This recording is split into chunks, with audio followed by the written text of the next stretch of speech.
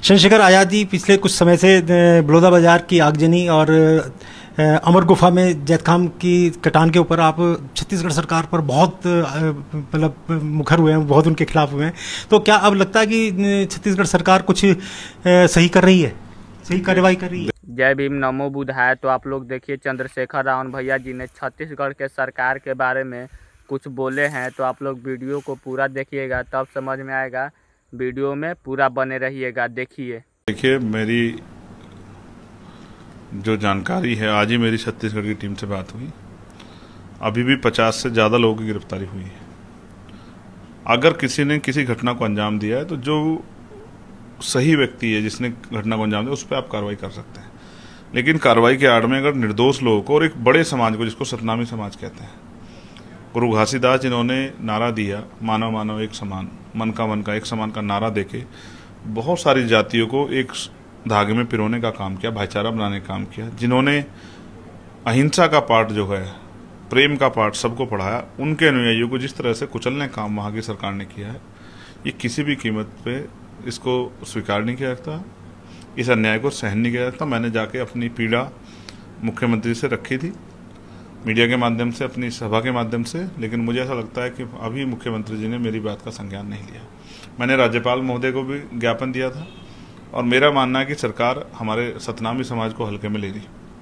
सतनामी समाज पूरे देश में है और अगर उनका गुस्सा जो है बढ़ा तो बहुत बड़ी बड़ी कुर्सियों को हिलना पड़ेगा, बहुत बड़ी बड़ी कुर्सियां गिर जाएंगी, ऐसा मेरा विश्वास है। सनातनी सतनामी समाज को लेकर आपने एक आंदोलन की भी बात कही थी, तो उसके लिए क्या कुछ अभी प्लानिंग चल रही है? प्लानिंग चल रही है। हम इंतजार कर रहे थे, कोई ये ना कहे कल की सरकार को आपने पर्याप्त समय नहीं दिया। हमने सरकार को पर्याप्त समय दिया था। मैंने उनसे भी कहा था कि जब जांच आयोग आपने बनाया और 3 महीने में उसकी रिपोर्ट आप मांग रहे तो अभी तत्कालिक गिरफ्तारियां क्यों कर रहे हैं? जांच आयोग पे भरोसा कीजिए, आप ही के द्वारा बनाया है, उसकी रिपोर्ट का इंतजार कीजिए, उसमें जो दोषी उस पर कार्रवाई कीजिए। लेकिन उससे पहले ही आप अगर भीम आर्मी या सतनामी समाज को कुचलने के इरादे से ये काम करोगे तो ये हम लोग बर्दाश्त नहीं करेंगे। आंदोलन तैयारी चल रही है और आंदोलन ऐतिहासिक होगा। एक 4-5 लाख लोगों का एक जो है मार्च होगा जो राजधानी आएगा और वह अनिश्चितकालीन आंदोलन होगा। पूरी सड़कें जाम हो जाएंगी और सरकार को जवाब देना पड़ेगा। इतनी आसानी से जो अन्याय वहाँ हो रहा है उसको इतनी आसानी से हम लोग जो हैं छोड़ने वाले नहीं है। उस अन्याय को और अन्याय करने वालों को हम लोग सबक सिखाएंगे, संवैधानिक मर्यादा में रहते।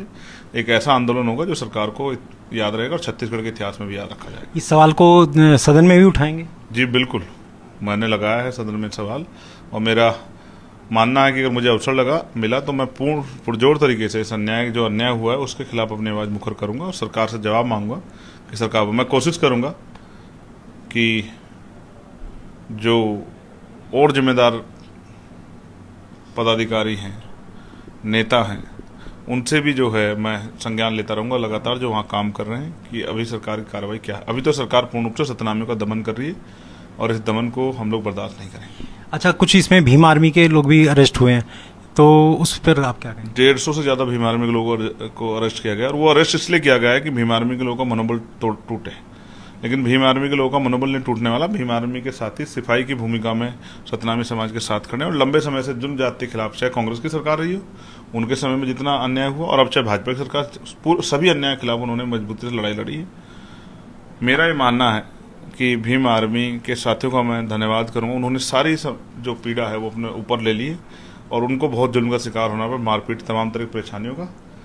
और मेरा विश्वास है कि एक दिन सत्य जीतेगा और जल्द हमारे साथ हमारे बीच में। चंद्रशेखर जी, ये जो सतनामी समाज के लोगों को टारगेट किया जा रहा है, ऐसा क्यों, आपको क्या लगता है क्यों किया जा रहा है? मुझे ऐसा लगता है कोई नेता वहाँ जो बहुत ताकतवर है अपनी पर्सनल जो है रंजिश, पर्सनल खुन्नस निकाल रहा है, या वहाँ कुछ जांचें चल रही थी जिन जांचों को से ध्यान हटाने के लिए इस घटना को साजिशन अंजाम दिया गया। मैं चाहता हूँ इसकी ये साजिश ओपन हो, इसकी पूरी जानकारी हो और ये तब होगा जब न्यायिक जांच को हम लोग ट्रांसपेरेंस और उसको जो है हर तरह के दबाव से मुक्त रखेंगे।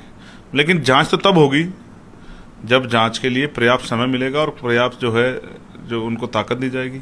अभी से आप गिरफ्तारी करके एक अलग तरह का नैरेटिव सेट कर रहे हो, ये स्पष्ट होता है कि सरकार नहीं चाहती जांच हो। मैं चाहता हूँ फेयर जांच हो और जो दोषी उस पर कार्रवाई और निर्दोष लोगों को रिहा किया जाए। हैदरगंज की घटना, लास्ट सवाल, हैदरगंज की घटना पर क्या कहेंगे?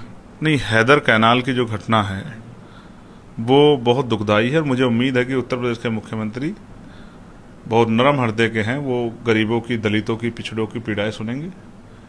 16 किलोमीटर के उस प्रोजेक्ट में लाखों लोग जो है वो बेघर हो जाएंगे, उनके बच्चे सड़कों पे आ जाएंगे। मुख्यमंत्री को जिस तरह से उन्होंने पंतनगर के लोगों की पीड़ा सुनी, हैदर कैनाल में रहने वाले दलितों, पिछड़ों की सब परेशानियों को भी सुनना चाहिए। चलते चलते बस एक सवाल, कांवड़ शिविर को लेके जो बवाल मच रहा है, जिस तरह के नए नए आदेश आ रहे हैं, उसके ऊपर क्या कहेंगे?